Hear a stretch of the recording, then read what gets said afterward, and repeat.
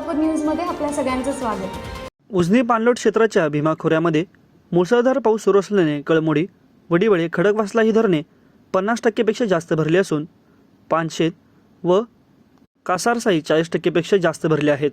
उजनीकडे येणाऱ्या बंड गार्डन व दौंड विसर्गात वाढ झाली असून सोमवारी सकाळी 8 वाजेपर्यंत बंड गार्डन येथून 13,830 क्युसेक तर दौंड येथून 12,524 क्युसेक एवढे विसर्ग उजनी धरणात सुरू आहे।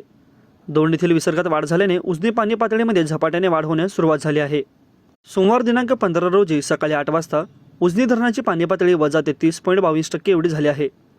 गेल्या 2 दिवसापासून भीमा खोऱ्यामध्ये मुसळधार पाऊस पडत असल्याने उजनीवरील 19 धरणांचा पाणीसाठ्यामध्ये मोठ्या प्रमाणात वाढ झाली आहे।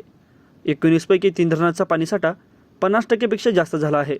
कळमोडी 76.59, वडीवळे 72.72, खडकवासला 64.57% भरला आहे, तर पानशेतमध्ये 44% पाणीसाठा झाला आहे। नीरा खोऱ्यातील गुंजवणी 50% भरण्याच्या मार्गावर असून या धरणाची टक्केवारी 42.85% आली आहे।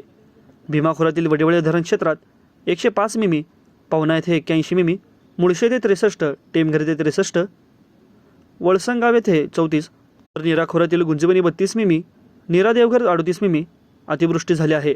यावर्षी प्रथमच बंड गार्डन येथून मोठ्या प्रमाणात विसर्ग सुरू झाला असून यामुळे दौंड विसर्गात मोठ्या प्रमाणात वाढ होणार आहे।